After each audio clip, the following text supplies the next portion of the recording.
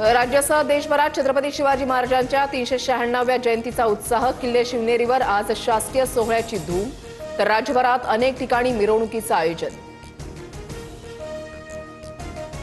आग्रा किल्ल्यावर अजिंक्य देवगिरी प्रतिष्ठानतर्फे 396वी शिवजयंती साजरी. मुख्यमंत्री देवेंद्र फडणवीसांसह उपमुख्यमंत्री एकनाथ शिंदे उपस्थित राहणार.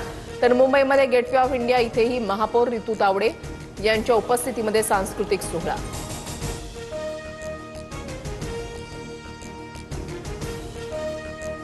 छत्रपती संभाजीनगरच्या क्रांती चौकामध्ये शिवप्रेमींची मोठी गर्दी. तर साताऱ्यामधल्या किल्ले अजिंक्यतारा शेकडो मशालींनी उजळला.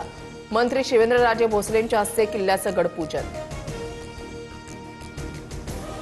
मंत्रालयामधील लाच प्रकरणाचं स्टिंग ऑपरेशन TV9 वर 50,000 रुपयांची लाच मागताना मंत्री झिरवाळांचे PA रामदास गाडे आणि क्लार्क राजू ढेरिंगे कॅमेऱ्यामध्ये कैद.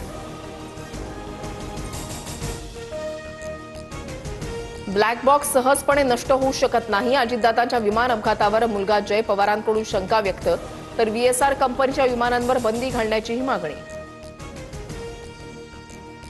जयंत पाटलांच्या घरी विलिनीकरणासाठी 13 बैठका झाल्या. विलिनीकरणानंतर खासदार अमोल कोल्हे प्रदेशाध्यक्ष झाले असते. अजित पवारांची इच्छा होती. रोहित पवारांची माहिती. राज्यसभेसाठी भाजपमध्ये इच्छुकांची गर्दी. संधी मिळावी म्हणून भाजपच्या काही निष्ठावंतांचे प्रयत्न. मागील काही वर्षात भाजपमध्ये बाहेरून आलेल्यांना संधी.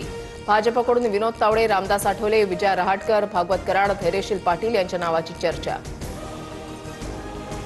नंदनवन निवासस्थानी राज ठाकरे आणि उपमुख्यमंत्री शिंदेंमध्ये अर्धा तास बैठक. KDMCमध्ये स्वीकृत नगरसेवकांसह सध्याच्या राजकीय हालचालींवर चर्चा झाल्याची सूत्रांची माहिती.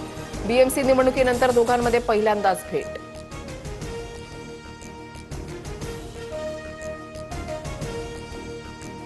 भिगवणमधील अपहरण प्रकरणामध्ये नवी माहिती समोर. मी माझ्या मर्जीनं मुलासोबत गेले. माझे आणि त्या मुलाचे प्रेम संबंध. व्हिडिओ जारी करत मुलीचा जबाब.